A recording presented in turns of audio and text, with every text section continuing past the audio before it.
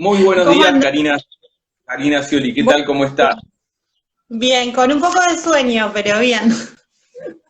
Cuesta, ¿no? Ahí acomodarse.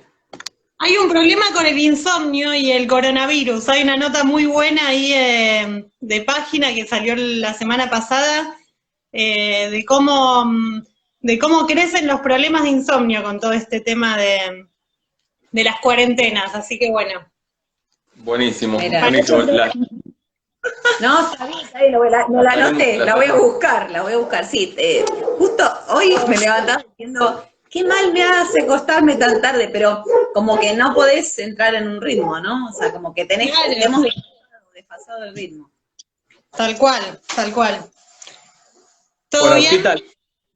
¿Cómo estás vos? Bien, ¿cómo te encuentras más allá del insomnio? ¿Cómo te encuentra esta situación de cuarentena? ¿Cómo andás? ¿Cómo va el laburo? Y bueno, íbamos a estar charlando también sobre el tema, ya lo veníamos anunciando, no sé si nos pudiste escuchar, estábamos hablando con Gustavo de Sí. teatral, y justo salió también un poco esto del sentido común hegemonizado.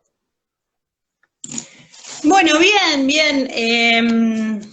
A ver, en el caso mío, bueno, mi trabajo yo, digamos, en general lo venía haciendo bastante desde casa, así que en ese sentido no me cambió mucho la situación de la cuarentena, pero bueno, después sí, todo el contexto general es preocupante, así que bueno, obviamente no se puede seguir como siempre. Sí, venía escuchando, me pareció muy interesante, ahí estuve tomando nota de películas y cosas para mirar, muy bueno. Y yo pensaba, bueno, ver cómo tomar esto del sentido común y la hegemonía, ¿no? Y en primer lugar, lo que se me viene, lo que pensaba, ¿no? Porque es súper amplio, pero lo primero que pensaba es, bueno, se trata de dos cuestiones que no es que salieron de la academia, ¿no? No es que son conceptos que salieron de algún iluminado, de algún académico, sino que son conceptos que tienen que ver con una preocupación política y práctica concreta, ¿no? Quienes empezaron a pensar estos temas del sentido común y cómo construir hegemonía, en realidad lo hicieron desde ese lugar. Bueno, Gramsci es por ahí la figura más conocida, ¿no? Que aborda o que se puso a pensar en estos temas, pero bueno, lo hizo en el marco de una práctica militante, ¿no? Entonces, lo que él se preguntaba en Italia en los años 20, bueno, ¿qué estaba pasando que aún en un periodo en el cual la clase trabajadora había logrado avances significativos en términos de autogestión obrera y un montón de cuestiones, bueno, ¿qué había pasado? Que la lucha había sido derrotada. Y ahí es donde él empieza a preguntarse, bueno, evidentemente hay algo que no lo pudimos tener en cuenta, que no lo pudimos elaborar, que es esto de cómo construir hegemonía. Y bueno, en el caso particular de Italia, lo que sucedió es que la organización obrera, digamos, el proceso de avance de la conciencia de esos trabajadores no repercutió en el conjunto general de Italia, ¿no?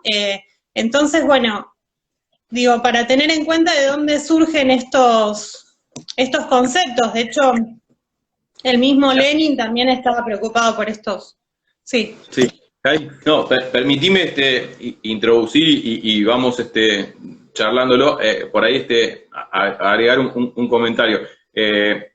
Me parece que también como venís desarrollando, es la hegemonía es un término que aparece principalmente por Gramsci, pero viene de alguna manera como a contestar, y es parte de lo que estabas más o menos desarrollando, que había otro concepto que era el que estaba instalado hasta ese momento, que era el de la dominación, sobre todo de una clase sobre la otra. Y esa dominación era como cruda, era o militarizada, o estábamos hablando de una violencia explícita, ¿no? Cadenas, opresión bien expresa. Y me parece que parte de la propuesta, que es lo que venías contando vos, que hace Gramsci, es en algún momento hay una suerte de lectura que desde la sociedad sigue habiendo una opresión, una esclavitud, pero que ya deja de ser, no estamos hablando de las cadenas, lo militar, la violencia explícita, sino que de alguna manera una clase empieza a ver como propios intereses de la clase opresora, entonces de ahí viene esto de la hegemonía, ¿no? Como pensar de otra manera esa dominación, que sobre todo se ve en las prácticas culturales, ¿no?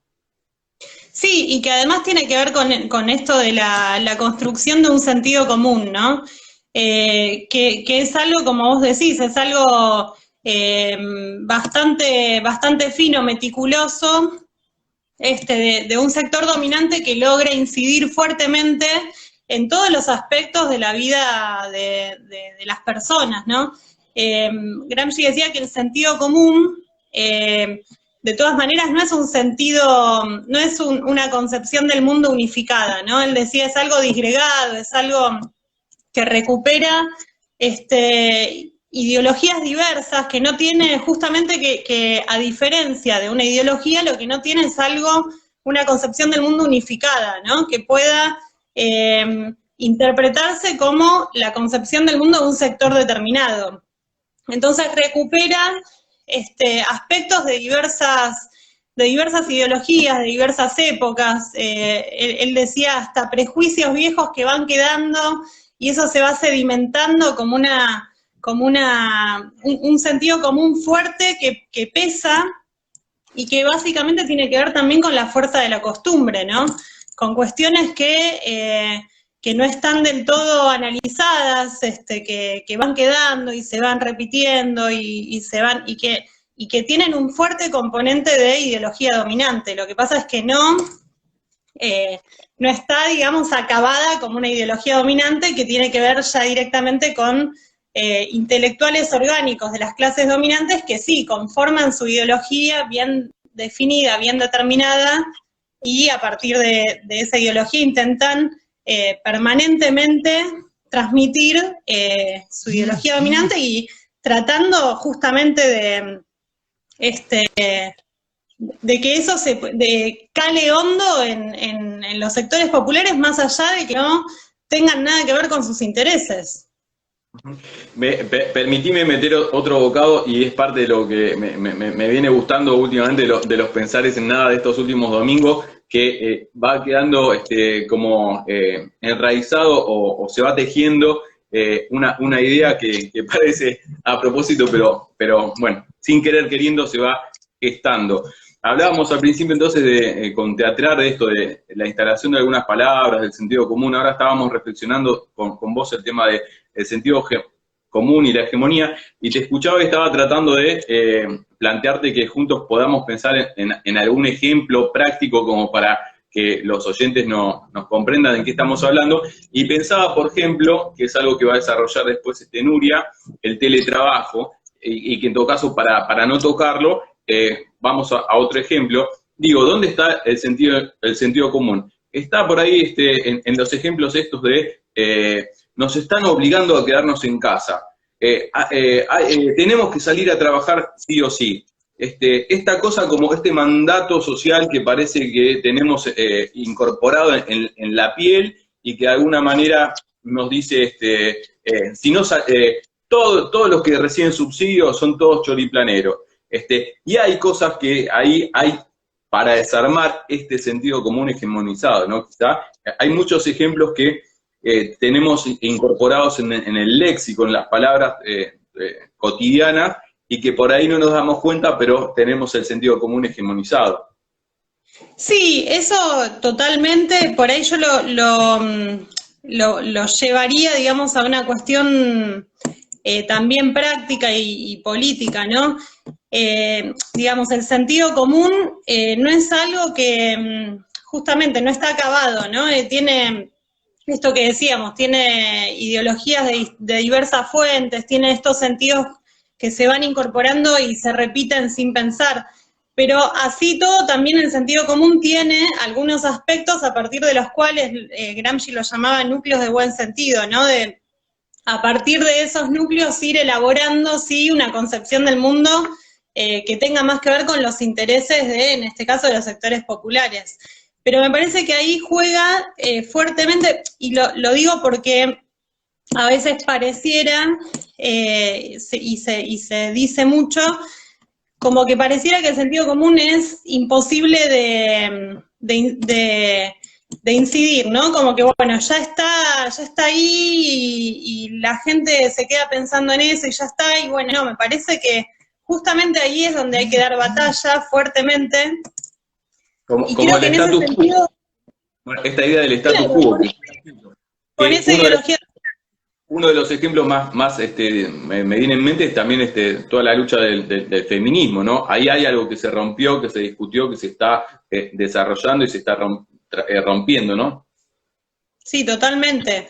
Me parece que tiene que ver con esto y también pensar en cuál es cómo es esa construcción hegemónica, que así como hay sectores dominantes que se preparan fuertemente y preparan a esos difusores de la ideología dominante, los preparan. Bueno, en nuestro caso, a veces nos pasa que dejamos esa tarea en otros, ¿no? En los medios de comunicación y se trata, como bien vos decís, el tema del feminismo, se trata de asumir esa dirección hegemónica y poder llevarla, en este caso, reconociendo los intereses de los sectores populares, no dejársela en manos de los sectores dominantes. Y hay ejemplos, digo, por ejemplo, hay ejemplos que tienen que ver con esto de cómo los sectores dominantes permanentemente construyen hegemonía, no la abandonan nunca, nunca abandonan esa tarea. Y el desafío está justamente en los sectores populares, que muchas veces mientras ellos construyen hegemonía, nosotros pedimos reivindicaciones, ¿no?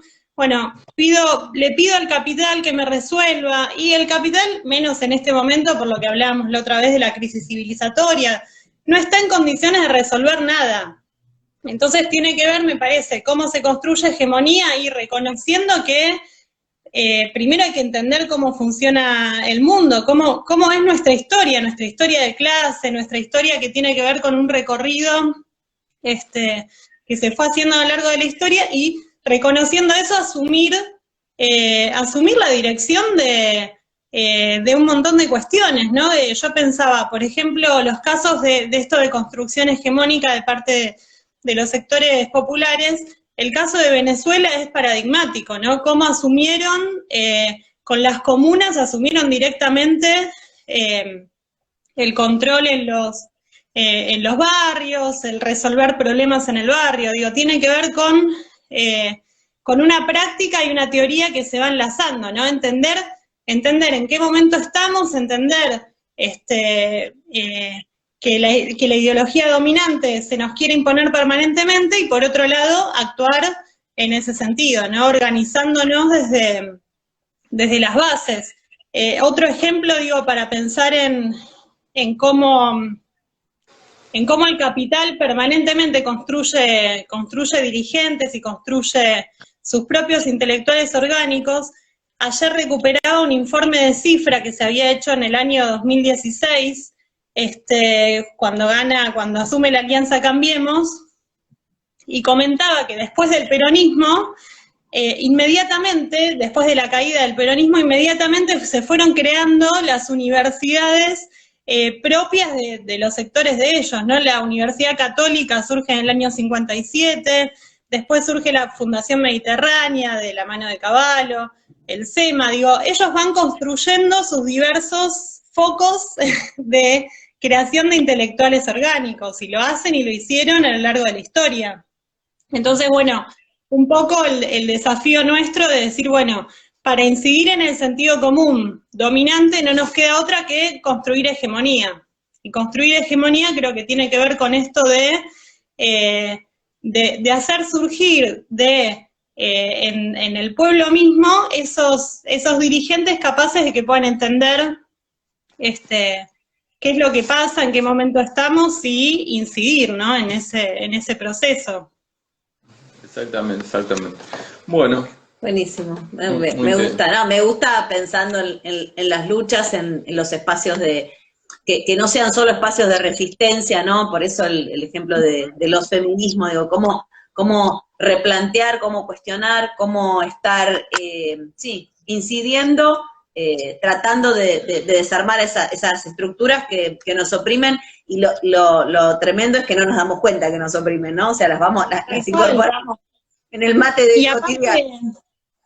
No, y algo interesante que desde el feminismo también lo mostró, ¿no? Y lo está mostrando, es esto de que evidentemente no se puede esperar solo desde arriba. No podemos esperar que desde arriba nos resuelvan un problema que evidentemente no se está pudiendo resolver, y cómo entonces se construyen redes y se construyen un montón de espacios de resistencia y de esto, de ir desmontando ese sentido común y ir construyendo hegemonía. Creo que ahí, me parece, tenemos un desafío enorme. Yo el otro día retomaba lo de la experiencia de la Comuna de París, que en otra oportunidad también lo podemos comentar, una experiencia histórica impresionante, la primera experiencia de la clase trabajadora asumiendo durante 2 meses la dirección de París, ni más ni menos, y cómo en esos 2 meses, en esa práctica misma, los trabajadores dejó de haber un montón de conflictos, dejó de haber inseguridad, entre otras cosas, y digo, cómo en esos 2 meses se lograron un montón de avances que obviamente fueron sofocados inmediatamente, y de hecho es una historia que casi no se conoce, que no se estudia en ningún lado, que no la aprendemos en ningún lado, y es el legado de nuestra historia, ni más ni menos, ¿no? Entonces, cómo, bueno, esto de la construcción de la hegemonía también nos lleva a recuperar experiencias históricas, porque Gramsci decía algo muy interesante, que es cómo se invierte el sentido común, y tiene que ver con hacer todo un recorrido de saber a dónde pertenecemos, ¿no? Cuál es nuestra historia, que no somos individuos aislados, sino que somos parte y producto de una historia que bueno, evidentemente hay que reconocerla como propia. Exactamente. Bueno, nada, surgen un montón de cosas para seguir desarrollando. Pensaba en... Para la próxima. Desarrollar contrahegemonía, subalternidad, vos saliste, en algún momento dijiste resistencia, son todos conceptos que se van relacionando y que están permanentemente dando vueltas detrás del concepto del sentido hegemónico. Muchísimas gracias, Karina Scioli. Vamos cerrando entonces este contacto del día de hoy. Hasta la próxima. Adiós. Era Karina Scioli, entonces, antropóloga e investigadora, y estábamos charlando con ella sobre este tema en particular, que era sentido común hegemonizado y otras hierbas.